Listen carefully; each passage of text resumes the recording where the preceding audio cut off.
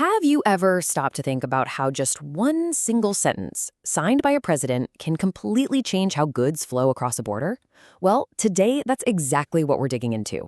We're taking a close look at Executive Order 14226 to figure out what it is, how it works, and why a few words on a page can have such huge, real-world impacts. But before we get into the nitty-gritty of this specific order, let's pull back for just a second. What even is an executive order? You can basically think of them as directives from the president, used to manage the day-to-day operations of the federal government. And this one, it's a perfect case study in how they work. Okay, so let's start with the big picture. To really get a handle on this order, we first need to understand where it came from and, what it's officially supposed to do.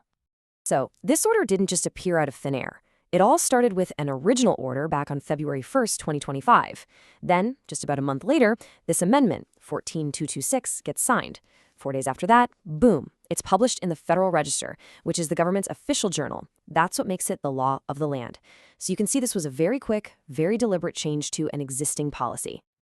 Now, the official title tells you a whole lot about its stated purpose. It's called the Amendment to Duties to Address the Flow of Illicit Drugs Across Our Northern Border. So right there in the name, you see the problem it's designed to tackle and exactly where it's focused. This tells us it's not just about trade policy, it's being framed as a public safety issue. All right, now we're getting to the real heart of it. This entire amendment, all the signatures, the publications, the whole shebang, it all really just boils down to changing a single crucial sentence. Okay, I know, this looks like a total wall of dense legal text, and yeah, it is. This is the exact wording of the change. But don't worry, we're going to break it down.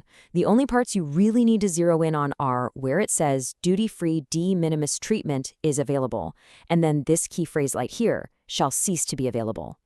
So to make any sense of that legal speak, we have to understand this one key term, de minimis treatment. What on earth is it? Well, it's a trade rule that lets goods under a certain dollar amount be imported without getting hit with duties or tariffs. Think of it like a tax-free express lane for small packages. So what's the actual practical effect of all that language? Well, it creates a really simple before and after situation. Right now, this duty-free treatment for small shipments is available.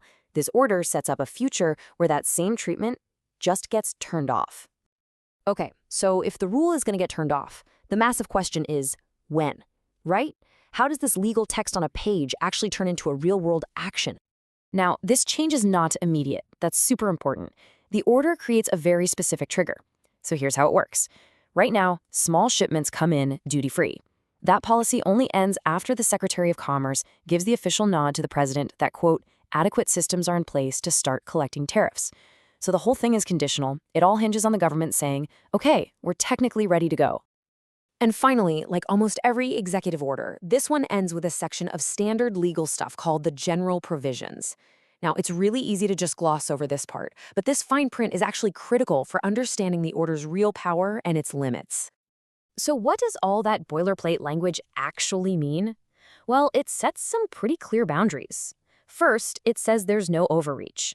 The order can't just override existing laws or what government agencies are already allowed to do. Second, it's budget dependent. This can only be implemented if there's money available for it. And third, it includes a standard clause that says this order doesn't create any new legal grounds for a person to sue the U.S. government.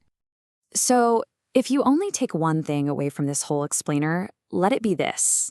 Executive Order 14226 basically creates a switch.